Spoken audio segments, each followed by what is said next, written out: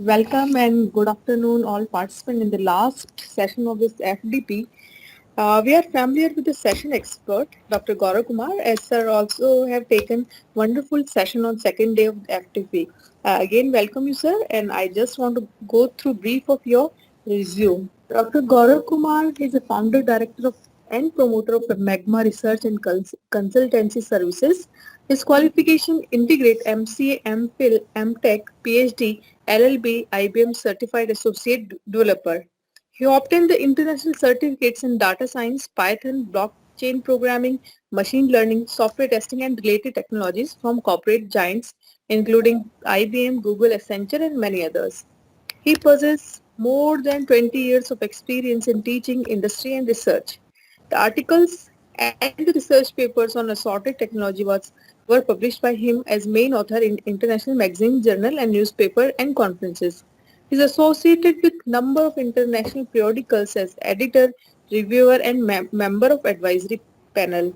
He delivers the practical hands-on sessions on recent technologies and workshop, faculty development programs, short-term courses, and technical event as resource person in various states of India.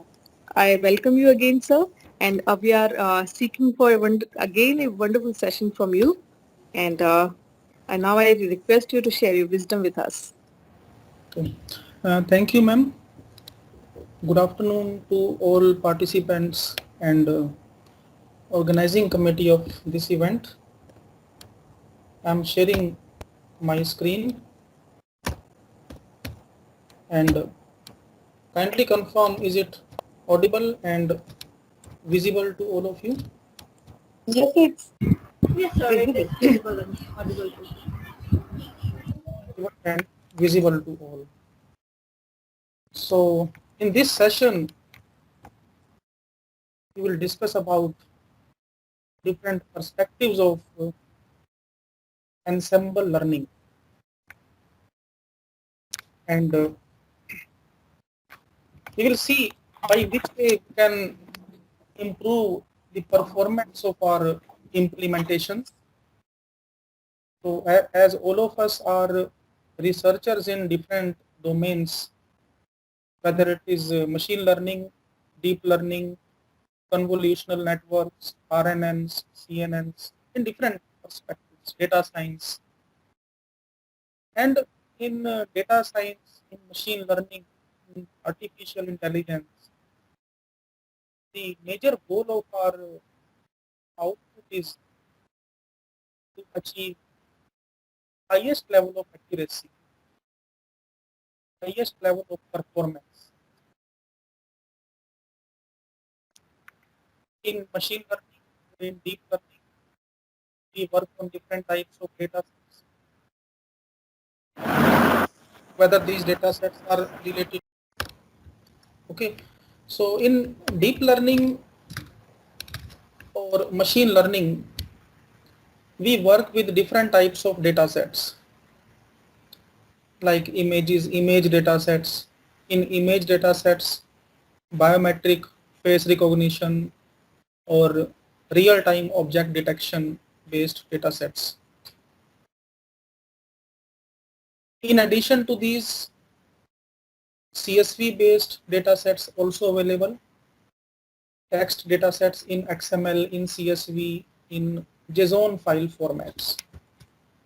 So there are enormous sources of data sets, and when we work on machine learning or deep learning or any segment of artificial intelligence, our motive is to achieve 99% accuracy, 85% accuracy, 90% accuracy.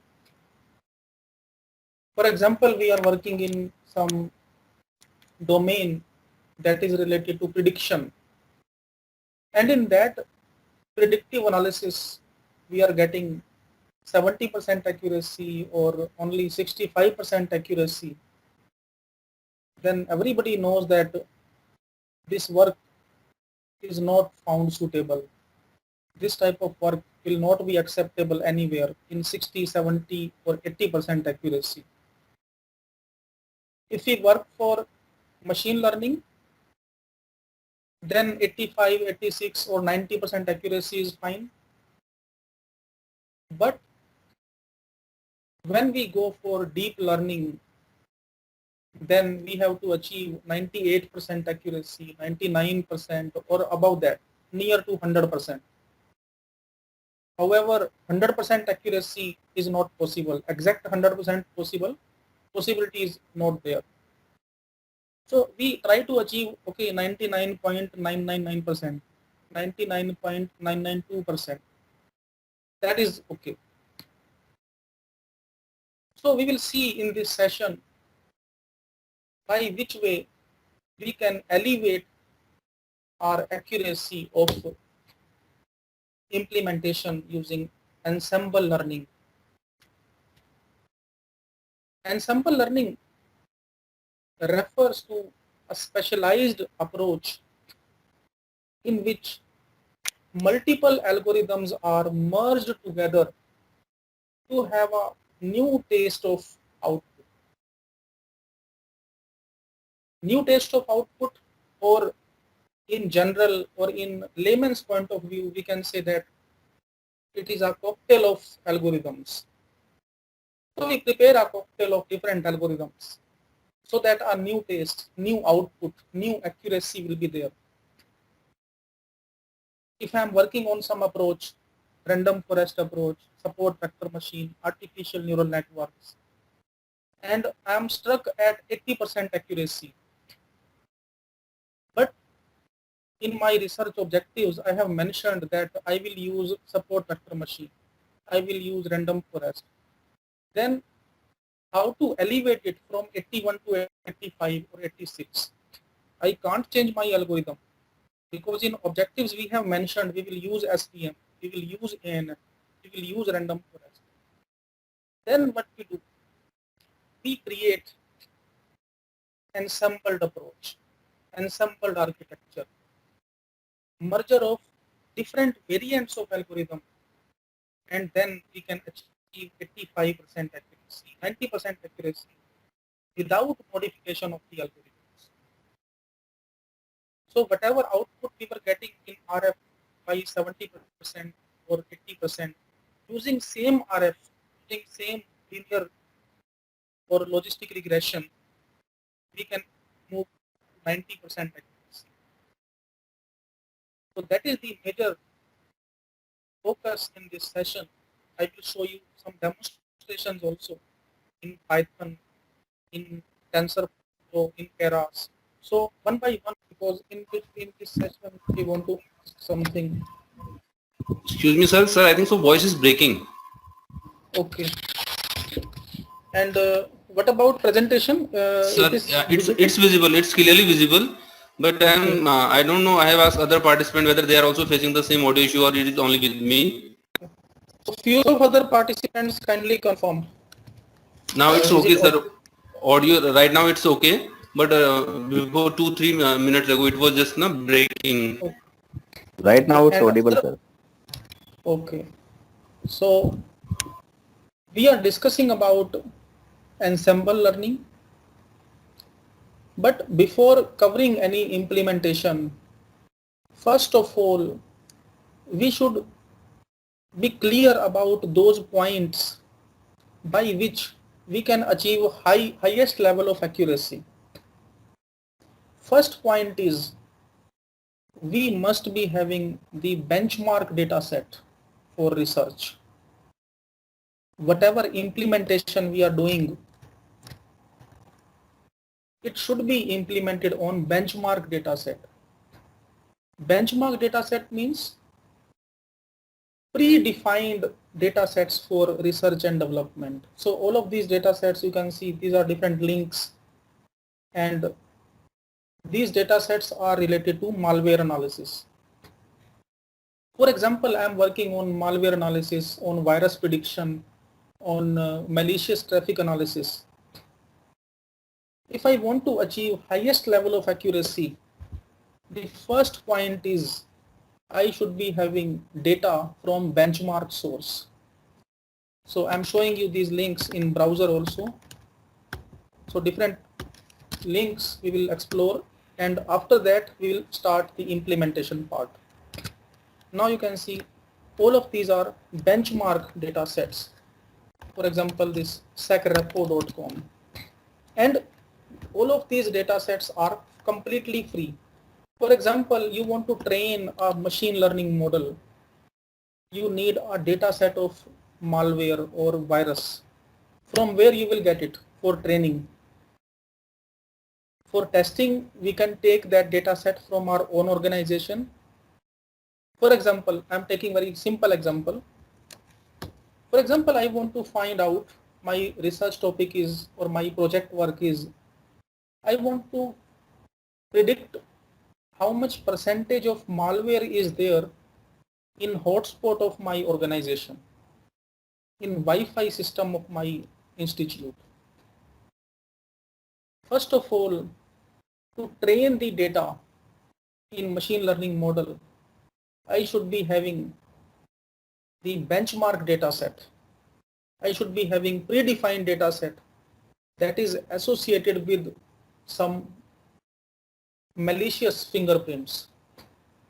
Each and every company gives the data set of malware like Kaspersky,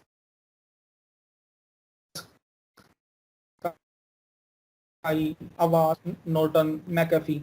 So what I will do, I will take from these files, data sets I will download. In similar way, I will download data sets from Kaspersky.com. When I will train my model of machine learning or deep learning of Kaspersky, I will be able to train my machine learning model. And after training of machine learning model, what I will do now, I need testing data set. For testing data set, I will take the wireless traffic from my institute. I will capture Wi-Fi data. I will capture Wi-Fi hotspot data from my campus, and I will compare that data with this data. And then I will be able to predict how much percentage of malware is there in my campus, in my institute. In similar way, if we are working for some research project, I want to predict how much malware is there in public hotspots, in some shopping mall, on railway station, on airport. So using Wireshark, using Snort, we can collect that Wi-Fi data. And that particular Wi-Fi data, we will compare with this particular data set. And then we will be able to predict it. Okay, this is one point only for malware. So you can see all of these sites are available. So one more link I'm sharing to all of you that is having very good source of information, very easy to use data sets available on IEEE data port. Is it visible to all of you? It is completely free for all.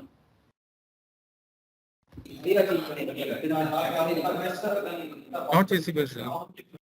Okay. So IEEE dataport.org. If I want to work on machine learning, deep learning, so you can see that, for example, I am working on prediction of COVID-19. I am creating a machine learning based software kit for prediction of COVID-19 patients. For that, first of all, I need the data set of COVID-19 patients, CT scan images, X-ray images. You can see I need ultrasound images, X-ray images, and so different lung images available. So all of these data sets. For example, I am working on some approach for face-based human detection, mask-based object detection, mask-based biometric analysis. So whether we can predict somebody in mask or not. If somebody has worn mask, then can we identify that person and how much accuracy is there? For example, this is one of the research topics. So all of these data sets I have shared in this presentation, and these links are specific to COVID-19. You can see on Kaggle also it is available, and if I want to see some data sets, because it is one of the major point, this is the first step in every implementation of machine learning or deep learning. Okay, so you can see that CSV data set of COVID-19 patients, at which particular date and time, what was the details of patients, date of admission, symptoms, each and everything. Okay. And then we use this data for training our machine learning model. So on this also you can see data.humdata.org. So whenever you work on machine learning or deep learning, this is the first point that we must consider to take the benchmark data for research. Benchmark data means the genuine data, actual data for training. Many times it happens that people collect their own data set from different hospitals. People collect their own data sets from different labs. It is not a good approach. Okay, accuracy elevation by ensemble learning, that we will discuss very soon, but this is also very important point. I am repeating this point. Only 5-10 minutes I will take for explanation of these, and after that we will come to the implementation part. But major thing is we should know from where we should have the data set. Only then we can apply ensemble learning. Only then we can achieve 90% accuracy. If our data set is corrupt, if my data set is manipulated, then ensemble learning also can't do anything. Okay, ensemble learning will be effective for that scenario in which data set is okay. If my data set is manipulated, if my data set is fabricated, then nobody can do anything. So in general, what we do, or what many researchers do, for example, somebody is working on dengue disease prediction, malaria disease prediction, or COVID disease prediction. So they take data set from AIIMS Delhi. They ask data from by some RTI application, right to information. Okay, they send some RTI application to ministry and they ask data. Okay, and then they think that now they can do anything. They are having the genuine data. Some researchers take data sets from research labs like path labs, ultrasound centers, X-ray centers. But it is not the good approach. Why it is not a good approach? If I am doing research in a particular domain for prediction of some disease, and I have collected 1000 X-ray images from some hospital. For example, if I take one example of AIIMS, okay, Delhi. I have taken 1000 X-ray images from AIIMS Delhi.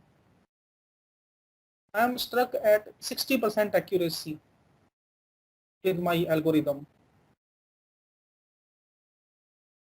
So there will be 100% scope of manipulation. By which way? On 1000 images, I am struck at 60% accuracy with my algorithm. Now, without using ensemble learning or without using any other approach, if I remove some images, for example, rather than 1000 images, I am using only those 500 images on which I am getting 99% accuracy. Then I can show to the panel that I am doing research on the data set of 500 X-ray images. Nobody will come to know whether I have collected in actual 1000 images and I am playing with the data set. So if some researcher is taking their own data set, there will be huge scope of manipulation. They can perform some photoshopping techniques. They can perform some blurring techniques so that some accuracy can be increased. So that comes in gray area of research. This is known as statistical fallacy. This is known as machine learning fallacy. That rather than focusing on algorithm, we are focusing on data set. So if somebody has taken their own data set from some hospital of Jaipur or from some hospital of Bikaner and accuracy is 70%, they need to present 90%. So they can fabricate that particular data set because nobody can verify it. But if we are taking data set from these sources, then can't be modified. There is no scope of modification. Okay, so the first point is we should be working on benchmark data sets. Is this point clear to all of you? Whatever we are covering here? Up to this point, is it clear to all participants? Kindly confirm in chat. Whatever we have discussed about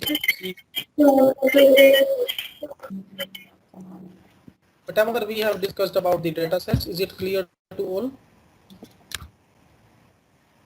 Kindly respond in chat or by audio. That whenever we work on some machine learning based technique, first of all, data set should be benchmarked. It should be taken from some authentic source. Up to this point, is it clear to all? Yes, sir. Okay. Are you getting audio clearly and presentation both?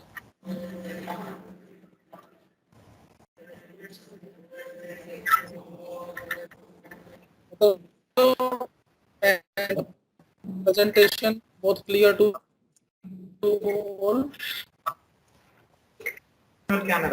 Yes, sir. Yes, sir. It is. We can. Now we are okay. You can respond in chat. Participants can chat.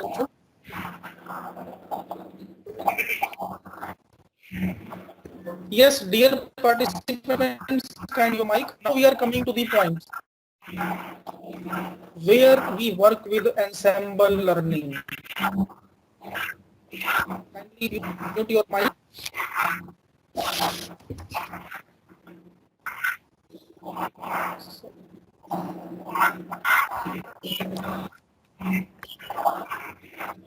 Is it audible now?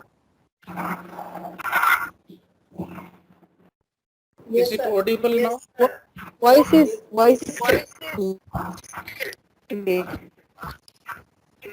Okay, is We are it getting okay some now disturbance. on voice?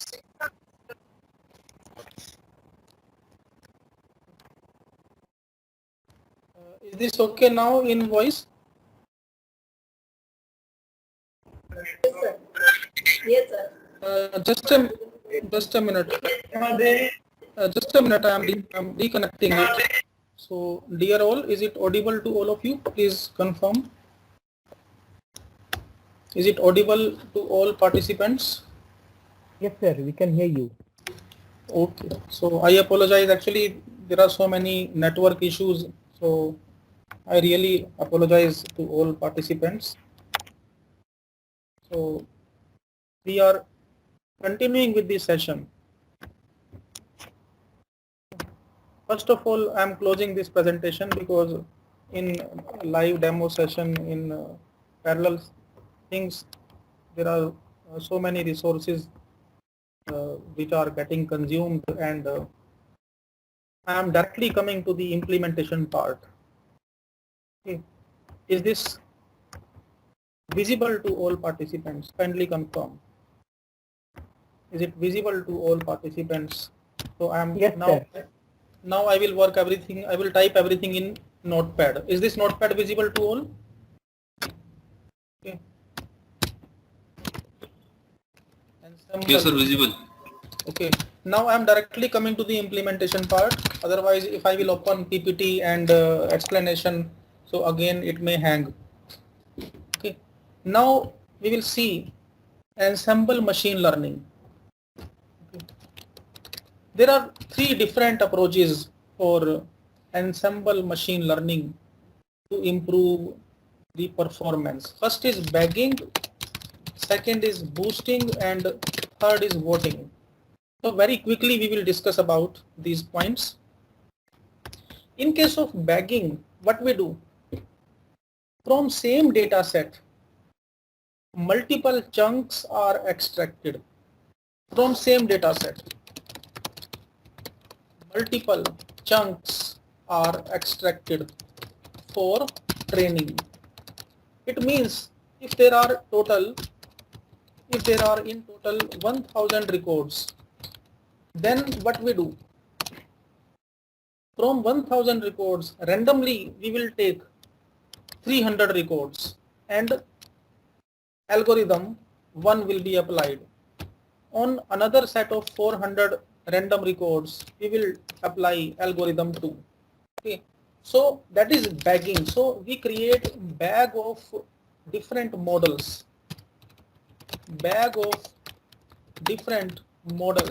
for training. Now what we do? Now which algo? For example, on same data set, we are implementing, for example, random forest approach. Then after taking random 400 records, we are implementing SVM. Then from random 300 records, we are implementing ANN. And then finally, we perform some statistical operation. Okay, either we perform averaging, or we perform some particular statistical analysis, whether it is median or mode or whatever it is, or highest value. So from same data set, multiple chunks, on each and every chunk we apply a different algorithm, and finally we merge it. You might have seen it in research and development when we discuss about hybrid approaches. Hybrid approach means we are integrating genetic algorithm with ANN. We are integrating ant colony optimization with genetic algorithm. With honeybee approach, we are joining Loyan optimization. That is also ensemble learning. In case of boosting, multiple layers and avoidance of errors from previous. There are so many techniques available. So very quickly I am showing you that PPT again, and after that I will close it. Okay. So, and then we will start its demonstration part. Okay, so I'm directly opening that presentation directly. Okay, is this visible to all of you? Is this presentation visible to all? So first of all, bagging. Yes, sir. Different samples, then boosting. Yes, sir. Learning and avoidance of prediction errors from previous phase, and then voting. It means we are creating multiple algorithms and then we are performing voting on all of these. Okay, but major, so different algorithms of bagging approaches are bag decision tree, random forest, extra trees. In case of boosting, we work with AdaBoost or stochastic gradient. So this is the major thing that we want to cover now. This is the major part of this implementation, and that we relate with cocktail learning or ensemble learning, logistic regression plus decision tree on same data set. Whether it is image data or CSV data, we apply SVM, KNN, naive Bayes, decision tree, and finally we merge all those results. That is the main thing. Okay, so I'm closing it, otherwise it may hang again. And first of all, I want to make this thing clear that whatever term I am using repeatedly, that is cocktail learning. It is not new. So you can see that if you will search on Google or Google Scholar, cocktail ensemble for regression. So we should not think it ridiculous term that we are relating cocktail with some machine learning. Okay, so cocktail learning is also machine learning, ensemble of machine learning. You can see that machine learning and this. So you can write very good papers, very good articles on this particular topic, and so many papers are already written. And even in year 2007, in this year 2021, we are discussing about this term, but around 14 years back, this term was discussed in some paper, cocktail ensemble. So that is basically implementation of multiple approaches. Okay.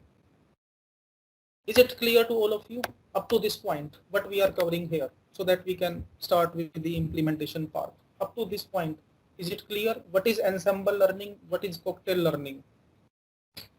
And we will see its demo also. Kindly write in chat or by audio you can confirm. What is ensemble learning? Is it clear to all in concept, in conceptual way?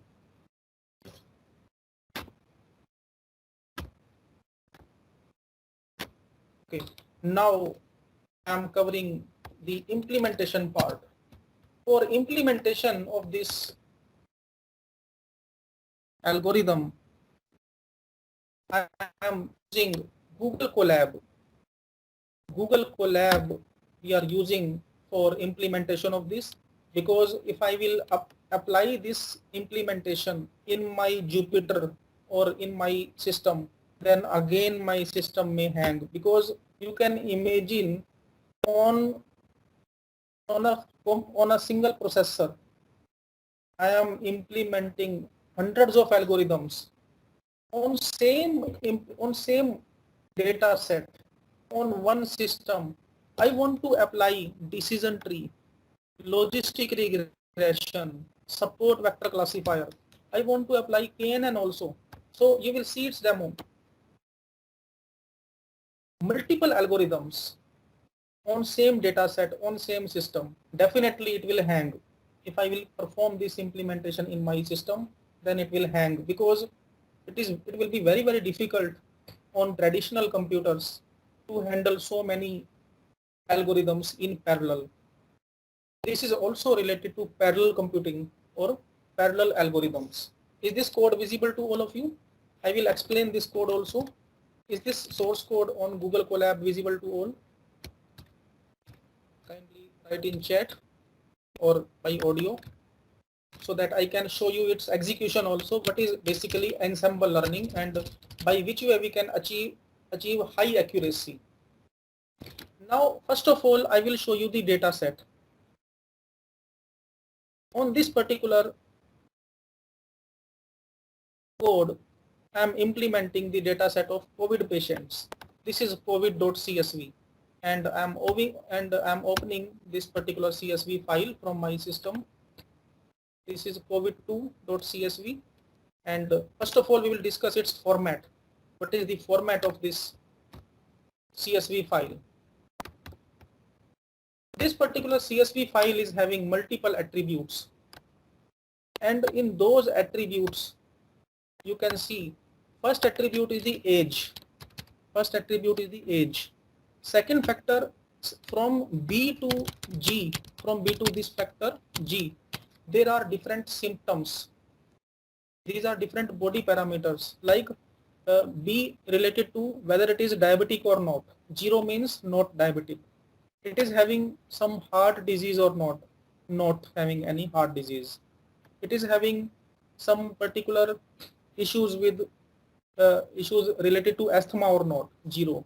So this is some other parameter, and out from all these parameters, the final attribute I, it means what is the final outcome of this patient, whether this person died or not. 0 means not died, 1 for died.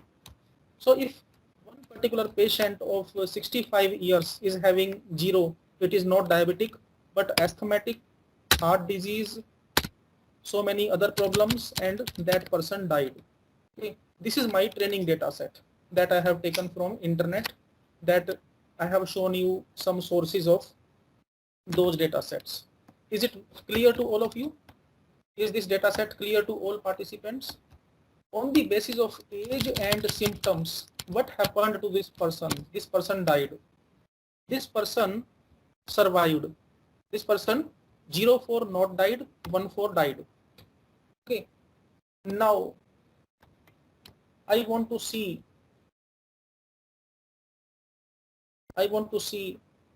its implementation with ensemble learning and without ensemble learning. So we will see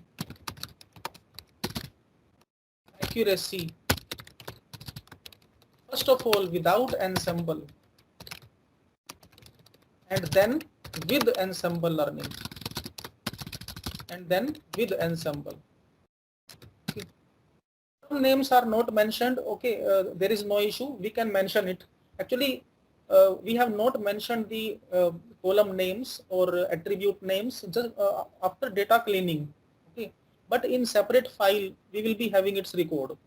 So there is no, it is not mandatory to keep attributes or to keep column headings. Okay. Now, first of all, we will see ensemble learning. So what we will do? What we will do now? First of all, I will execute this via support vector machine. Then we will see its output. So you can see that on same data set, first of all, I will apply decision tree classifier, then logistic regression, support vector classifier. Listen this very carefully what I am telling. It is very important. First of all, I will apply each and every algorithm in sequence. I will apply each and every algorithm in sequence. Okay. And after that, you can see that 5 different models I have created. One for logistic regression, second for decision tree classifier, and depth of this decision tree is 2. Support vector classifier. Now 5 models I have created. I want to see which is the best approach. Okay. So, and if I am implementing each and every algorithm separately, this is known as weak learning. So I am changing this file name covid2.csv. I will upload this file. Okay, I am uploading this file, and you will see on execution of this code, it will ask me to upload that covid2.csv file. So this is my folder, and in that this is covid2.csv. Now you will see its output, and this is the output. Is it visible to all of you? In logistic regression, we are getting 85% accuracy. In this approach, naive Bayes, we are getting 86% accuracy and 85% accuracy. First of all, I want to check which algorithm is giving me highest accuracy. So it is clearly visible to all of you that KNN is very good. KNN approach is giving very high accuracy to my results. Now we will discuss about ensemble learning. See this carefully. If I add some more instances of KNN, if I add some more flavors of KNN, then its accuracy can be improved. Its final accuracy is 81%. You can see that its final accuracy, if I merge all of these algorithms individually, it is giving me this much accuracy. Okay, KNN is giving me 0.9% accuracy. But for example, in my research objectives, I have mentioned that I will develop a new algorithm with hybrid KNN. So hybrid KNN means I will have to integrate some more algorithms also. Otherwise, everybody will ask that, okay, where is hybrid KNN? You have implemented only KNN, and there is nothing hybrid in that. Now, in merging we are getting 81% accuracy. If I merge all of these directly, then we are getting 81% accuracy. Now see this carefully. I have put this code in comments. Add new, now I am removing these comments. Add new layers of KNN. Now you can see that 1, 2, 6, 1, 2, 3, 4, 5, 6. This 6 times I am adding layers of KNN. It means on same data set, I am integrating 6 more instances of KNN. So estimators.append KNN 6, KNN 7. Earlier I have implemented KNN 5 times. Now you can see individually I am getting accuracy 81%, 82%. But after ensembled approach, in ensembled what we are doing, 5 times logistic regression, 5 times decision tree, 5 times support vector, and in final we are struck at 81% accuracy, 81.66% accuracy. So what I will do, I have removed these comments and again I am executing it. Now you will see. It means 6 times more I have added KNN, and you will see its output. So any code we can upload. See, that is already added. Now you can see it is improved to 85%. Is it visible to all of you? Yes, sir. Now you can see that now I'm repeating this point again. See this very carefully, because if this point is clear, then you can do anything. Now I'm removing some layers of KNN. Okay, some more layers of KNN I'm removing. So I'm putting it here. Okay, these layers I'm removing. It means 6 to 7 times KNN I have removed. Now I want to execute it. I want to see whether it will run or not, or whether it will be giving 81% accuracy or 85% accuracy. So I'm uploading that file, that is covid2.csv, and individually in KNN we are getting okay this much 0.9. In it means this is weak algorithm, but we are struck at 81.66% accuracy in less instances. So if I discuss it in very simple language, for example, I am taking some particular eatable or some particular liquid. Okay, if I want to add some sweetness in that, what I will do, I will add that particle, that substance in that liquid which will give me more sweetness. If I need it spicy, so I will add some spicy content in that. I need a high accuracy, I will add accuracy based algorithm in this. Now you can see that I will add some content. Now I am removing these comments. It means 7 to 8 times I have added that parameter, that algorithm, which will make it more accurate. Okay. Now 6 to 7 times I have added KNN. So that is the hybrid approach, ensemble, that is the cocktail. So in my cocktail I am adding more flavors of KNN because that is giving me high accuracy. Earlier it was 81%, now it is giving me 85% accuracy. Is this clear to all of you? Is this point clear to all of you? What we have done? Yes, sir. It is clear, but still it is giving less, you can say, accuracy than the KNN itself. KNN is giving 90% accuracy, and this ensemble technique is giving 85%. Yes, ma'am, you are correct. But this is the base code. If we play with this code, then we can move ahead. Then we can move more than 90% accuracy also. So you are saying that if KNN is giving 90% accuracy and in ensemble we are getting 85, then what is need of ensemble? But this, if we play with this particular code, if we modify, for example, you can see this is the metric, Minkowski metric of KNN.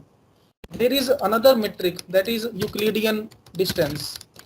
These are distance metrics. Now I am adding here, for example, city distance or Manhattan distance. Currently we are taking it as it is, okay. But if we play with this particular code, here it is P2, P2, P3. It means all variants of algorithm are tested and merged, so that best output will be there. Are you getting what I mean to say? But sir, I am again doubt, is it the correct way? We can add 5 times of an algorithm ensemble. In the ensemble techniques, we can add number of algorithm, but it should be added at a one time only. But it cannot be added like 10 time, 20 time, 30 time. How it is, basically? It's possible, We ma'am. are not concerning about accuracy. There is another factor, that is the you can say complexity. If the same algorithm is running 10 times, Yes. is it logically correct? Yes, ma'am, definitely it is correct, because whenever if we are having good infrastructure, if we are having good computing infrastructure, if we are having good processors, GPU But based systems. still sir, sorry, I have doubt in that. This is technically point or technically ground, we cannot I must not prefer like that way.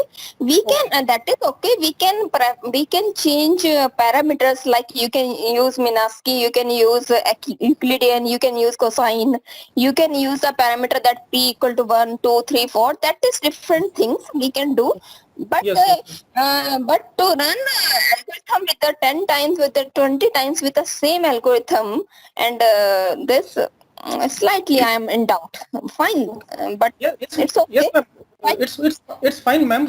You are correct, and your logic is also good. But you can see that in case of different libraries of multiple programming languages, this technique is mentioned. Is it visible? sklearn.ensemble. What is sklearn.ensemble? Yeah. It means that in Python library itself, it is mentioned that we can use this technique for our implementation. We can use this approach. Ensemble technique, I am ready. I am okay. I have one paper in this. Yeah, you can say voting classifiers. Fine. Okay. But the main point of my is to add same technique number of times. That Yes. is Yes, ma'am. I got your question. I want Yeah. to reply to this question. Okay. First of all, everybody knows that nowadays we are in the era, we are in the timeline of vaccination. Is it correct? Vaccination is going on throughout India. I'm relating it with real world scenario. Are you getting? Yes, sir. Yes, Yes, sir. Okay. Nowadays in throughout India, throughout world, vaccination is going on. Initially, it was told that okay, one shot of vaccine is okay, one shot of Covishield is okay. After that, government says or research bodies says that okay, after 84 days or after 56 days, second dose should be there. It means what we are doing, we are increasing those parameters, we are integrating those factors which can enhance accuracy, which can enhance that performance, and it may be happening in future also that I think that many of the participants will be knowing about this fact that whatever vaccination nowadays going on, it is valid only for 1 year. Okay, but what is that? It is also ensemble learning. It is also ensembled approach in medical science. That repeatedly we are doing one thing, repeatedly we are performing one task. In merger we are doing, okay. So after 1 month, after 2 months again, after 3 months again, till our body is having so many antibodies, till we are well equipped against that particular thing. So that is one point. Are you getting? Sir, one point I want to ask, please, you have done work on that, so it's a discussion only. Fine. Yes, ma'am. You are taking the example of this COVID shield itself or someone else. We have to go for 2 times or we have to go for 3 times. That is okay. And each time you are saying that ki accuracy will improve. Fine. My question is, have you tried like you have applied this KNN 10 times? Fine. Have you Yes. applied this after suppose I will apply it for the 15 times, then it will be on 85 or it will reduce. No. You it is saturated point or it can be possible that it can be reduced. Yes, ma'am. But This is the good question, and I wanted to cover this point. It doesn't mean that by increasing the number of layers we are increasing the accuracy. Now if I copy and paste this KNN or logistic regression 20 times, then you will see that, or we may see that its accuracy is reduced to huge extent. So we have to check that threshold, we have to check that benchmark. So it is a process of benchmarking, that at which point how many layers we need, whether 2 layers of KNN, 2 layers of logistic regression. For example, now I am opening in Notepad. For example, yes, sir. I KNN got your plus point. You're saying like that ki when it goes down, at that time we have to stop. yes, ma'am, definitely. Fine. We have to pick the peak point. Yes, ma'am. We have to check at which point there is saturation factor. That is also that we have to analyze as a researcher. So as a researcher, it doesn't mean that simply we are putting 100 times KNN, 100 times logistic regression, 20 times. So it is not a hit and trial process. It is basically the process. So I am showing you in form of Notepad. Is it visible, ma'am? Yes, sir. Yes. Okay, so for example, SVM. Now I'm SVM, RF, and ANN. And this is not the new question. However, it is very good question you have asked. And whenever we have covered this topic in different events, in each and every event, we got this query, and there is no issue in that. Okay, and suppose accuracy. Now, for example, 3 layers of SVM, 8 layers of RF, and 2 layers of ANN. It is giving 82 points this. Now, by this way, in research papers also we work in this particular scenario. Okay, so for example, now we can analyze this data. If we flood this Excel sheet, if we flood this data set, we will be able to analyze, if we plot it in Excel, if we analyze this particular data by some data science technique, then we will come to know that what is the threshold point or what is the benchmark of maximum accuracy. Okay, so our motive is to find out threshold point or benchmark of maximum accuracy, and this topic also comes under optimization. It is also a point of optimization, at which point we are getting the highest accuracy with minimum layers. Okay, so our objective is highest accuracy with minimum layers. Are you getting what I mean to say here? Is it clear, Yes, ma'am? sir. Yes, sir. Yes, sir. So by this way we collect data from multiple layers in randomization, and then we check. The accuracy is related to training or the testing? No, on training data set, not on testing, because the actual data that is used in machine learning, that is the training data. Yes, sir. Then we have to sometimes come back again reverse, because if we have like that, then there can be problem of overfitting as well as. Yes, Fine. definitely. Yes. If I ask We you have- now I want to ask one question. If I am getting these layers, then which technique, then which point you will use, which thing you will use, which is the best in your opinion? Yeah, Third, third one we can.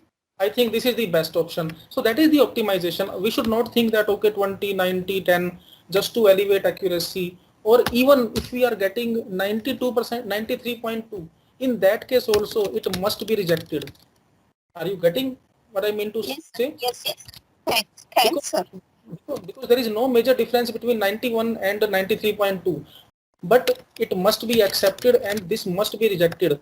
Okay, our motive is not only to achieve accuracy but to optimize resources also, because when we work in cloud computing or wireless networks, we see, okay, in minimum resources, in minimum time complexity, in minimum time space complexity, maximum output should be there. Yeah, again, sir, my question in your technique is like that when KNN itself giving 90% accuracy and this ensemble techniques is giving 85, and in that we have to add lot of time of these resources, then it's not towards the optimization. Fine. Yes, ma'am. So Yes, ma'am, that you are is again 100%. a question of debate, but it's okay, Yes, fine, fine, sir.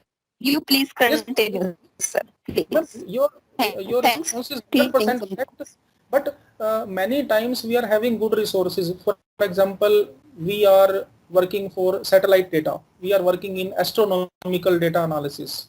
We are working on those applications where resources, where we are having lots of resources. There is no scarcity of resources. We can add multiple layers. We can add, we are having GPUs, we are having supercomputers, we are working for DRDO, we are working applications for NASA. So in that scenario, we do not see infrastructure. We see, okay, if this particular but approach sir, can be used. we don't go for 10 time or 20 time like this way also. Slightly I am opposing you, but in NASA and in any research, I don't think so कि we will run same application number of times. मतलब there is a two times is definitely it's okay, but the approach I don't like. मतलब it's okay, it's my opinion, but I cannot say you like that. I'm agree with you. Fine, sir.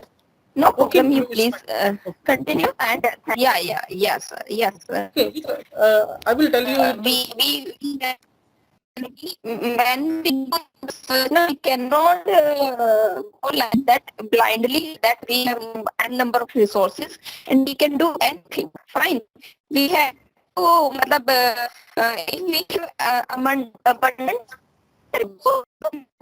so we have to optimization. If we have, so definitely we will do. In both cases, we have to. Fine. So that is my. It's okay. Fine, sir. Please. Yes, Thank you, ma'am. sir. Yes, ma'am. I understood what you meant to say. So it's fine. So that is not that is not the bad thing or negative point. Your logic is also good. But as far as the techniques are concerned, which are given in programming, which are provided to us via different libraries, that we can use for different applications. So whether it is voting or so in voting, I think you are aware with this technique. So we use so many techniques and then we vote that which particular technique is giving high accuracy. So anyway, it is a matter of debate and there is no issue. That's what I to you. It's a matter of debate. Will you please continue with that? Fine.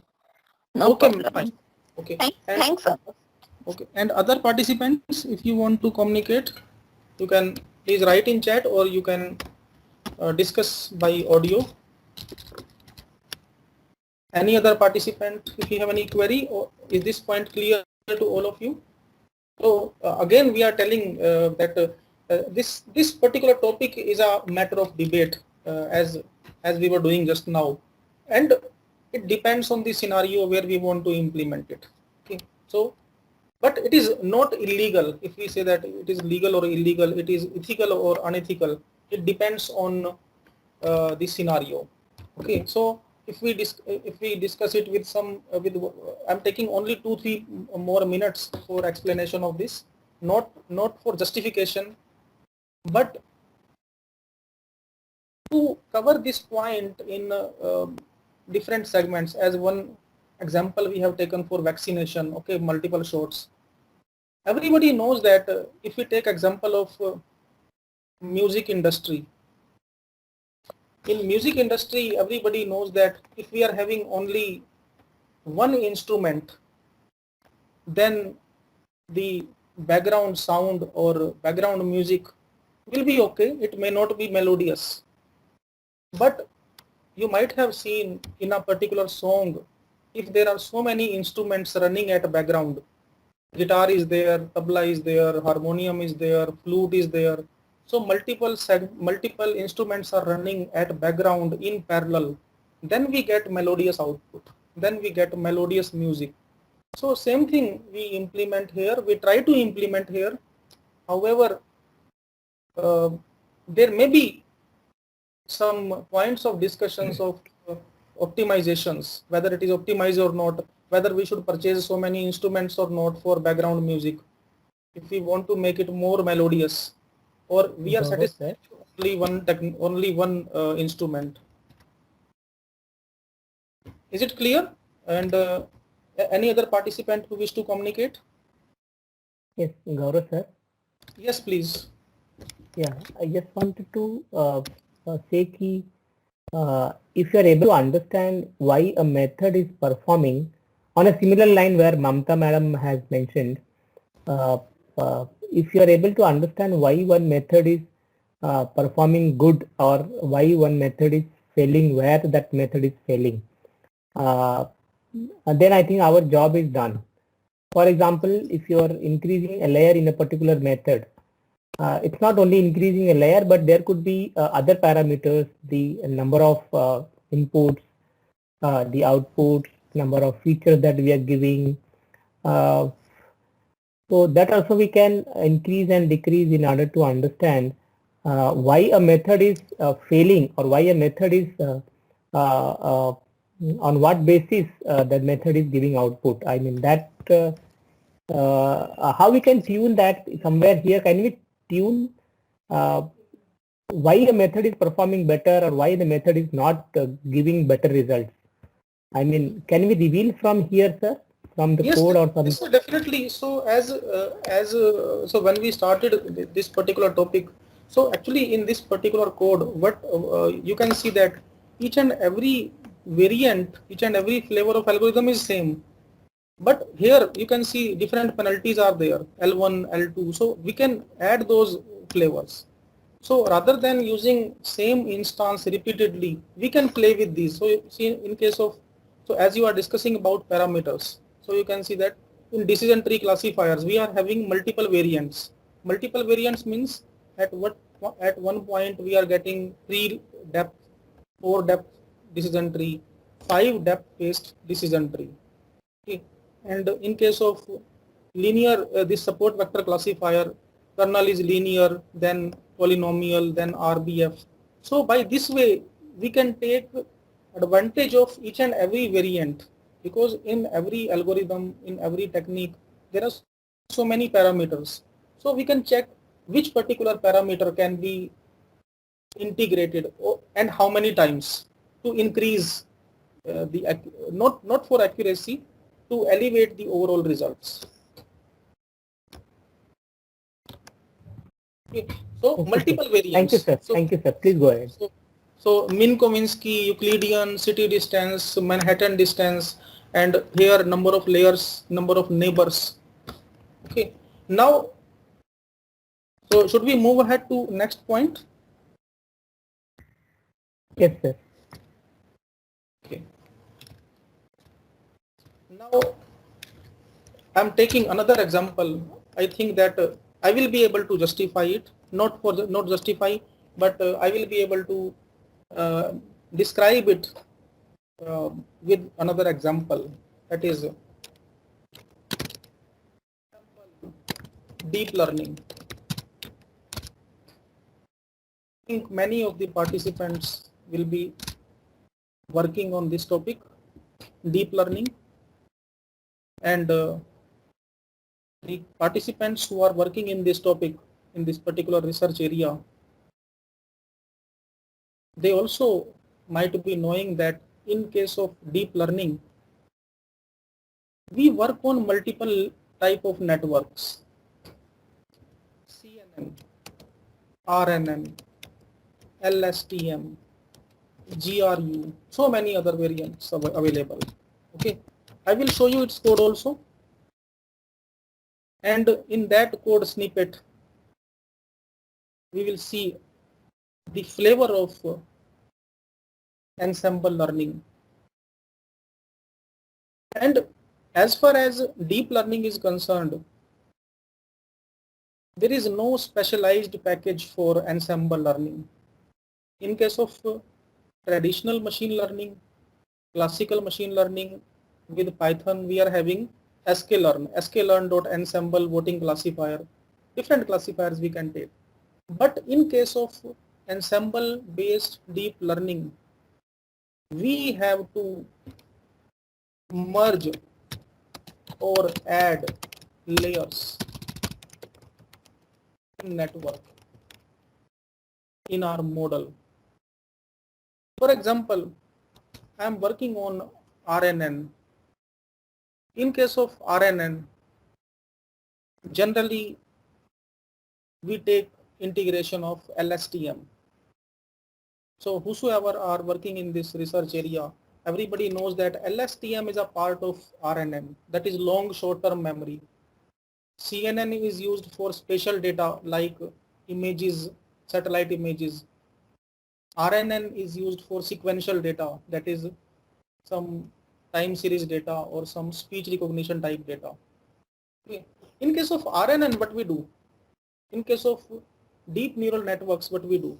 When we create a network of RNN, in that network, we create one layer. For example, first layer of LSTM, LSTM1 plus dropout, then LSTM2, then plus dropout, or whatever it is. And whatever output I am getting, so after that we find out the loss factor, loss or accuracy. And I think that participants who are working in deep learning, they must be playing in this way. Okay, is it possible that can we add some more layers? Can we add some GRU here? GRU then plus dropout, then whatever output we are getting. Okay, one more LSTM, LSTMN. This is the way to work in ensemble learning on deep learning based implementation. In deep learning, everybody knows that we add multiple layers, we add multiple hidden layers. In CNN, we are adding 3 to 4 layers. In RNN, we add few layers of LSTM and after that we add GRU. Or if outputs are not good in 3 layers of LSTM, then we add some more layers. So it doesn't mean that we are fabricating the output, we are playing with the output. It means that we are benchmarking the output. Are you getting what I mean to say? I will show you its demo also. It's running code also for LSTM. Are you getting what I mean to say?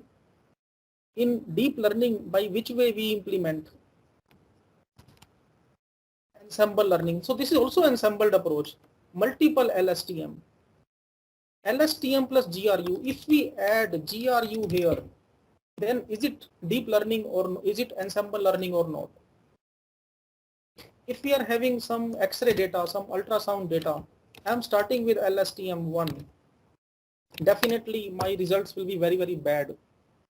If I am able to integrate LSTM2 plus dropout 30%, then dropout here 10%,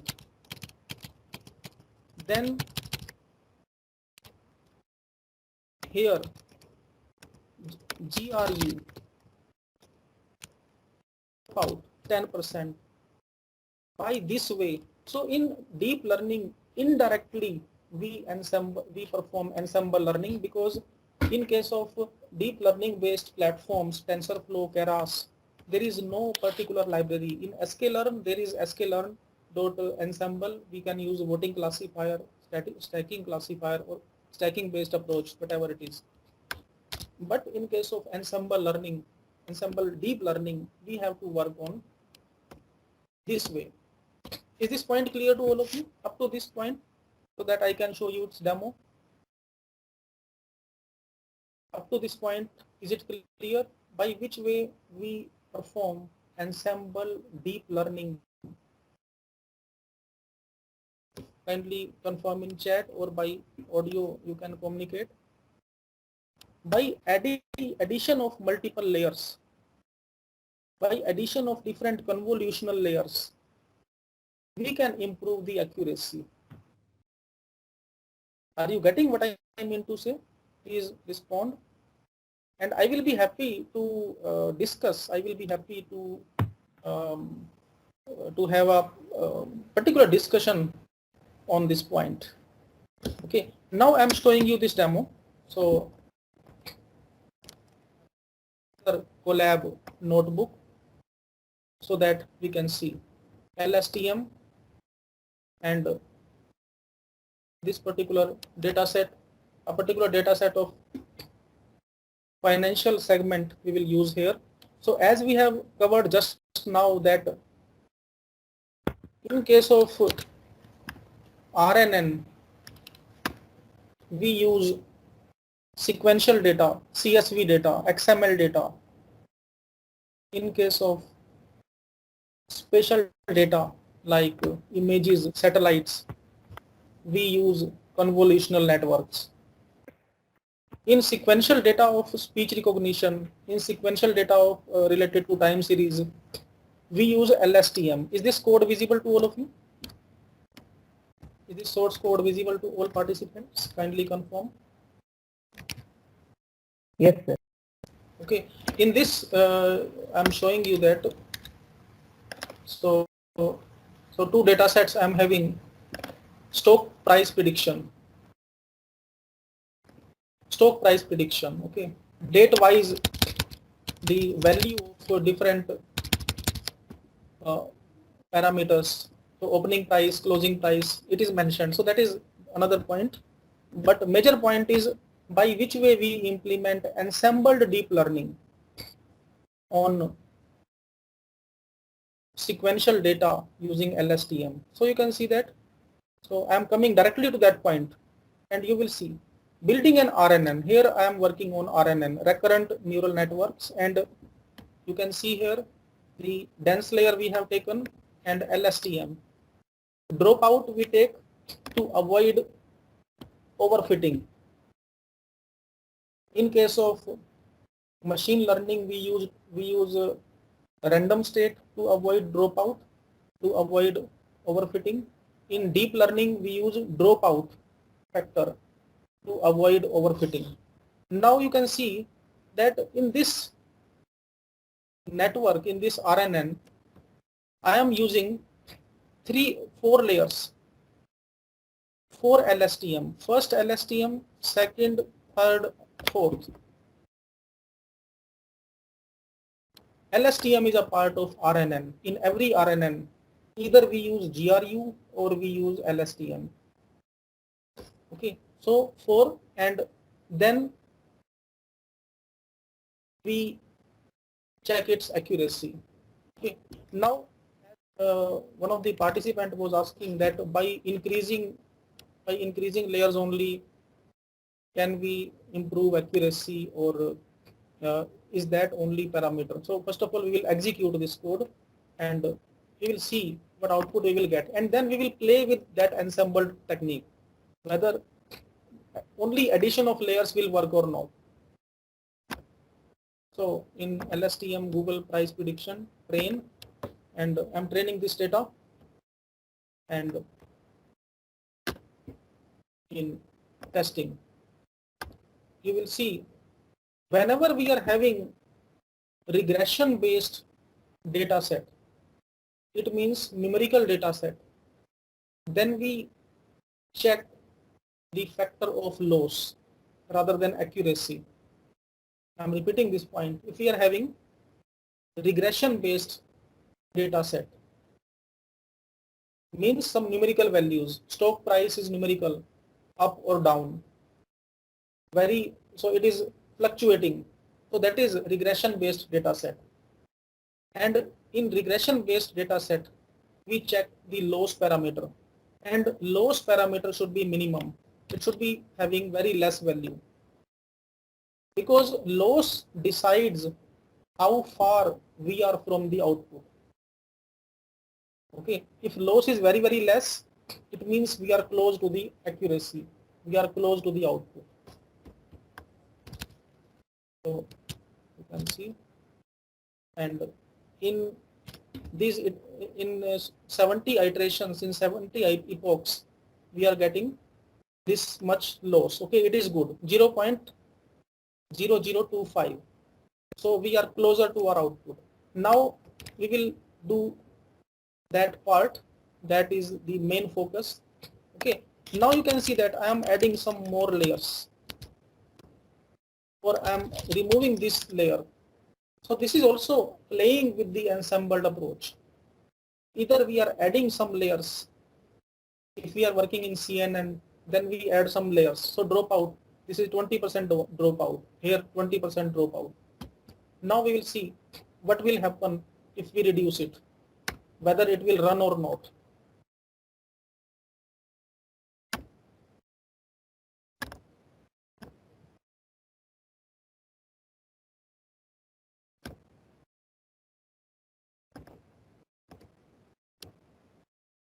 Earlier we were having 0.0025. Now we will see, will it increase or decrease? Whether we will be able to increase our loss or decrease our loss in 70 epochs.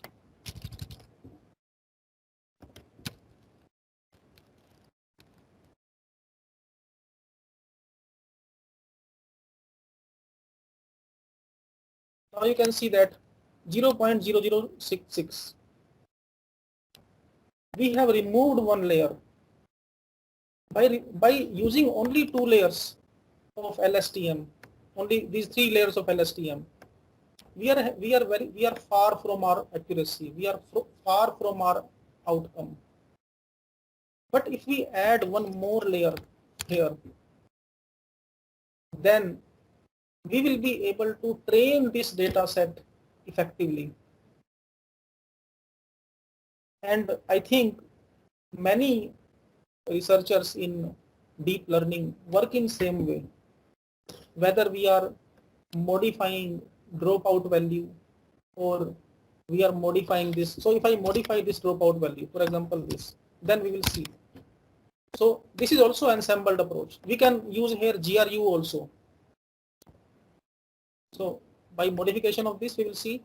So earlier 0.0025, then 0.0066, and now we will see what we will get by modification of integrated parameters of layers. So it means fine tuning. We are tuning these parameters. In deep learning, everybody might be aware with the fine tuning part. Fine tuning means we are fine tuning that particular model.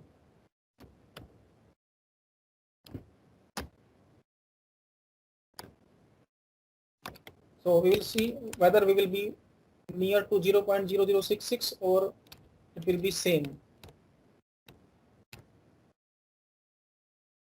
Now you can see that we are stuck at 0.0069. It means still we are not able to tune it. So we have to tune this parameter. We have to change. Either we can change this parameter, dropout, or we can add more layers, or we can change this algorithm of ADA max to ADAM. There are different optimizers available. So in each and every layer, we have to tune, we have to adjust the parameters in such a way that we will get highest performance. Highest performance is not only related to accuracy. It is not only related to error factor.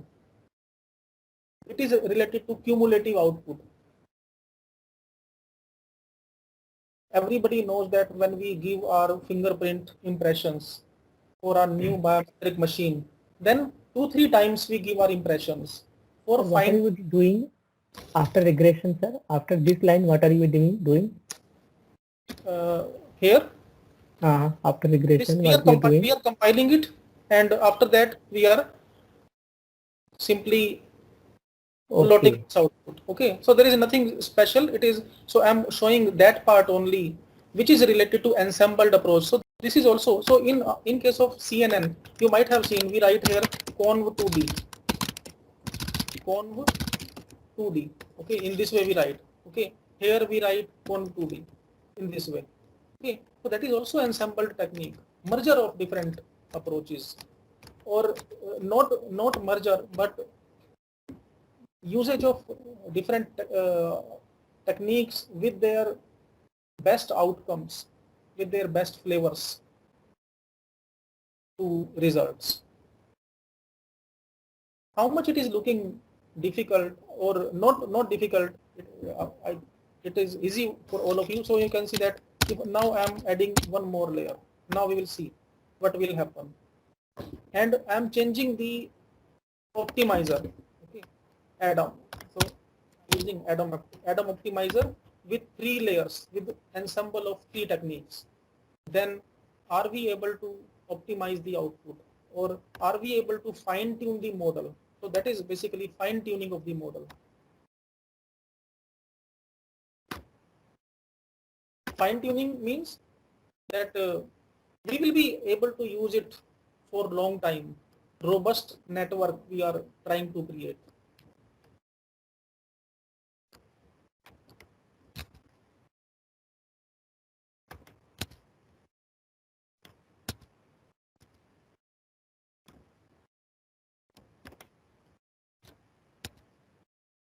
So by addition of one more layer of LSTM, then what we are going to achieve?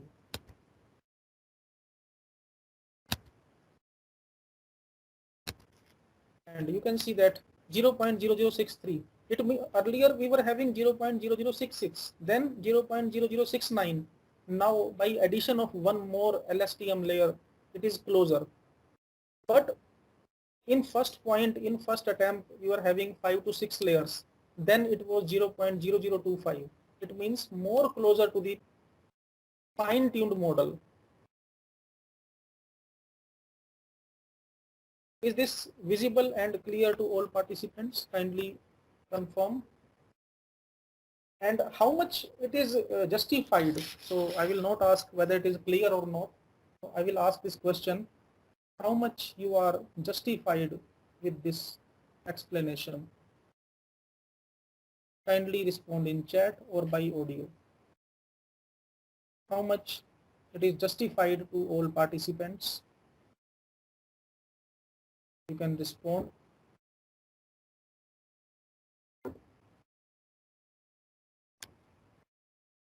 So dear participants, you can ask your queries. I request all participants.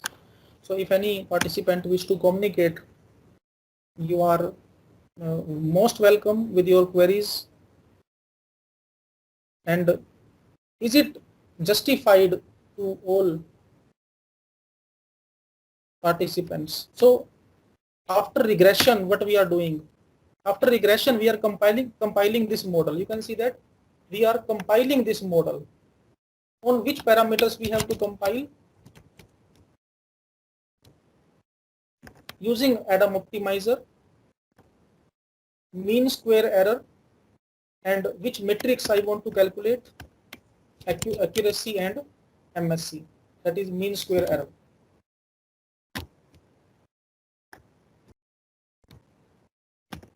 Any query from participants? Any participant who wish to communicate, please confirm. And how much it is looking usable in research? So we can discuss on this point, and until and unless we discuss, it will not be clear. So I wish that participants should communicate how much it looks usable that using multiple layers of LSTM, using multiple layers of RNN, using multiple layers of CNN. So can we integrate CNN with RNN or not? In machine learning or in soft computing, many researchers, many professors might have used integration of ant colony optimization with honeybee approach, integration of genetic algorithm with ANN. That is also ensemble. That is also integration, hybridization that we call. Any participant who wish to communicate, kindly respond in chat or by audio. Any query from participants about ensemble learning and its implementations we have seen?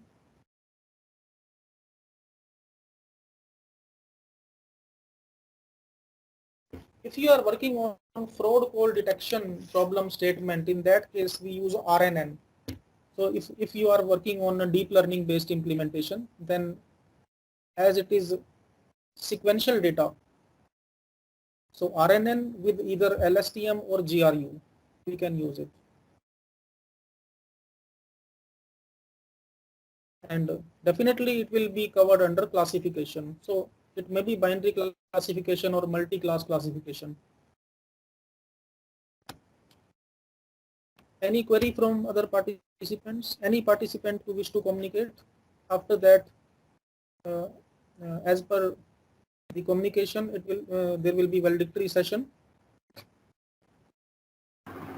Hello? So can you have some metric or standardized way, like you are saying key for time series data we have to use LSTM, similar way, matlab, one by one you come to like regression technique we will apply in this, and SVM we want to apply in this, like that. Matlab, slightly you Yes, ma'am, we can take.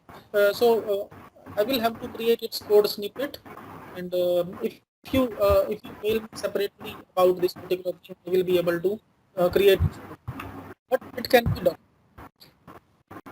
on sequential data, on some data set that is related to time series.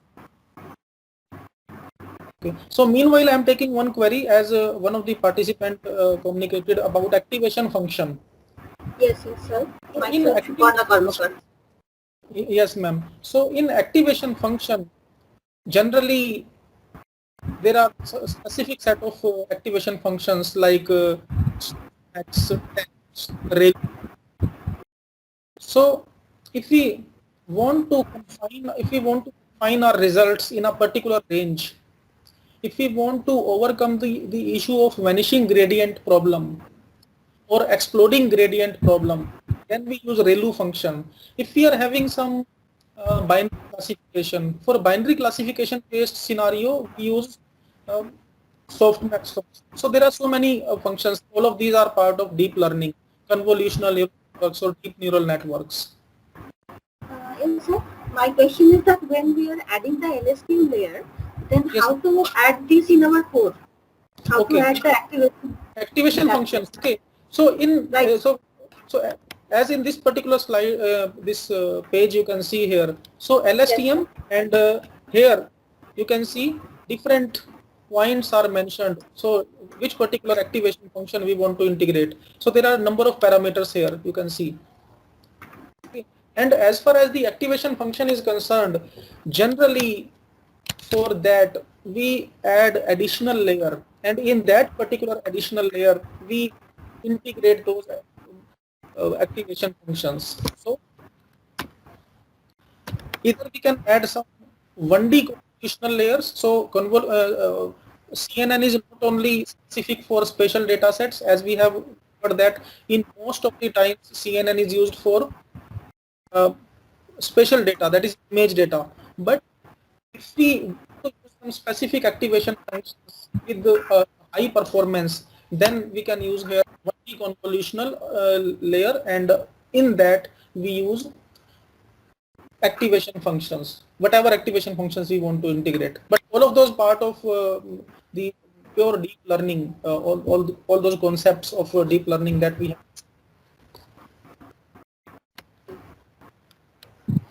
have. Sir, it seems that she is disconnected. Any more queries from participants? Any other query from other participants? You can please communicate. For implementations, generally we use in RNN, that is LSTM. Okay, actually it depends on the scenario where we want to implement LSTM or GRU or LSSVM. So if we are having some sequential data, if we are having some particular integration of support vector machine, then we can use LSSVM. Okay. So LSSVM is specific to machine learning, but here also we can integrate it with the deep learning. So with LSTM we can integrate.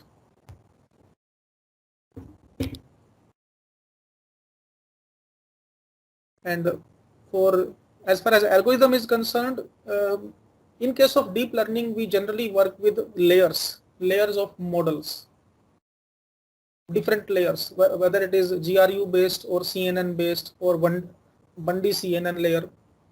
So in those we can use some specific algorithm. So any approach you can use. There is no specific point that it is better or not. Besides the computational power requirements, other points are complexities, time space complexities.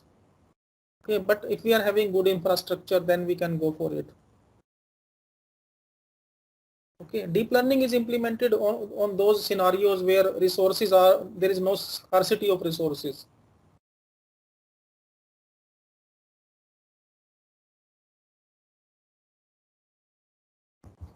Any other participant? By audio also you can communicate.